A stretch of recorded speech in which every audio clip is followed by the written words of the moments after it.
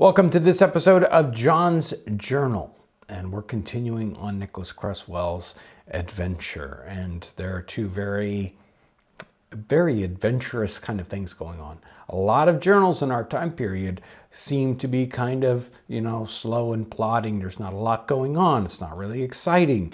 Nicholas Cresswell's journal here, at least when he's in the wilderness, is very exciting. Something exciting happens every, 3 or 4 days, every week or so. You don't have to read very long before you've got something going on that, is pretty exciting. So here we go. This is the Ohio River, Thursday, June 15th, 1775. Intend to kill some meat at Elephant Bone Lick. Proceeded down the river in company with 9 of Captain Cresswell's people. Our company is increased to 14 persons and almost as many nations. With the most motley, rascally, and ragged crew.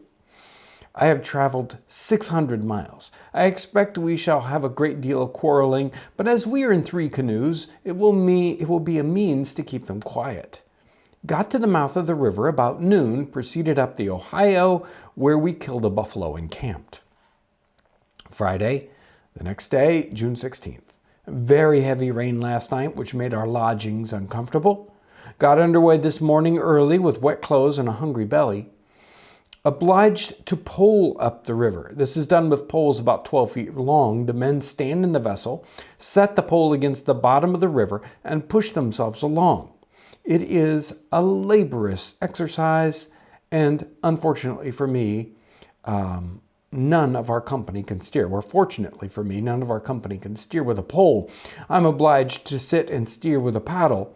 Killed another buffalo on the banks of the river. Our company quarreled, and the Irishman left us and went to Cresswell's people, but returned to us at Bone Lick, where we camped.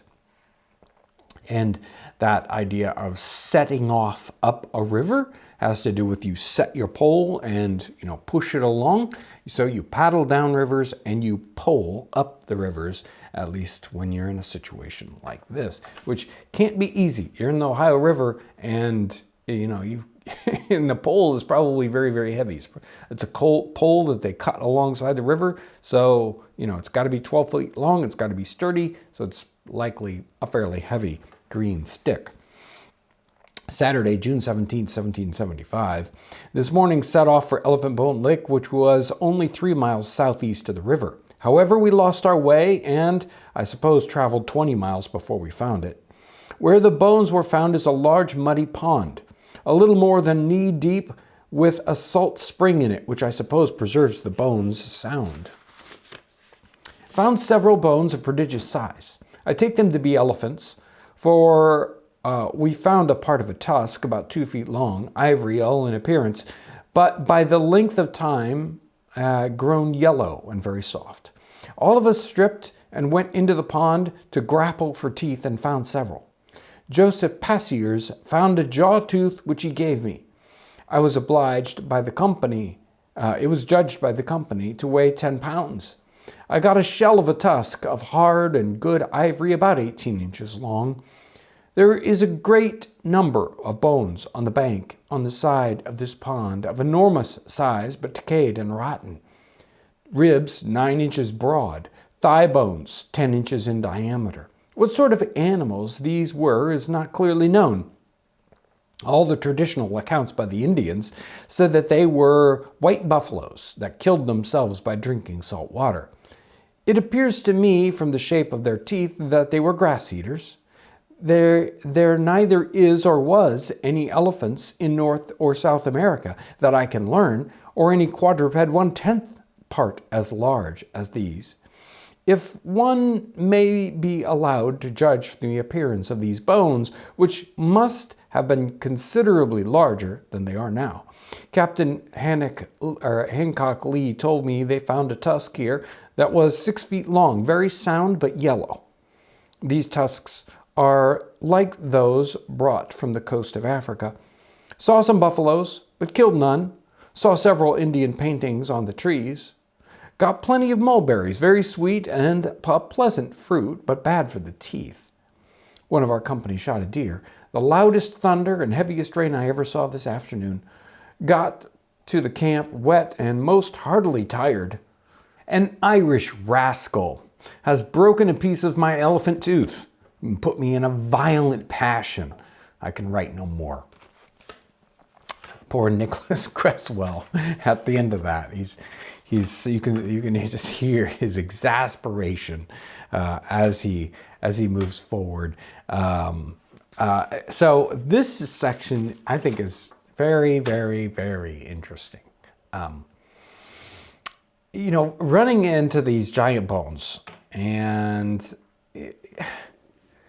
if there's an analogy, it would be something like, us, it's like, well, there are these alien, ruins with skeletons in it. And, it's like, there aren't any aliens. What are you talking about? It's like, well, here they are. They look exactly like, So here they are running on into these mammoth or mastodon, probably, mammoth with the tusk, the skeletons, giant bones, and it's like, there aren't any elephants here or either in South America. What are these giant bones doing here?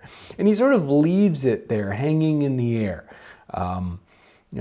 What are these? They're tusks. They're just like elephant tusks. What's going on here? But it isn't something that's, it feels like he's seen so many wild and crazy things that this is just one more on the stack of wild and crazy things he's seen. This is so an alien, environment from where he grew up that, again, it's just one more in the many, many strange things he's seen so far. Seeing how they deal with the Native Americans, seeing the different ethnic groups mix. The wilderness, just in and of itself, is different from what he's used to. The travel, all these things going on. So he's learning a lot, experiencing a lot. And I'm sure he had, after he goes home to England, kind of lives with this strangeness, if it's like, no, I saw strange things when I was young. I went on strange and wild adventures. So that's got to be a really interesting thing that happens to him. And we just read about this, and he goes on, right? Oh, I took home my giant elephant tooth, and it's like, okay.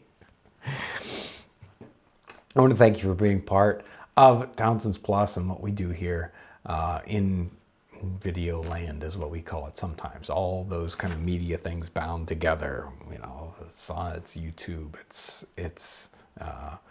Facebook. It's what we do in the Nutmeg Tavern and what we do on Townsends Plus. All that is made possible because of you. So thank you so much for all that. I hope you have a wonderful day, and thanks for watching.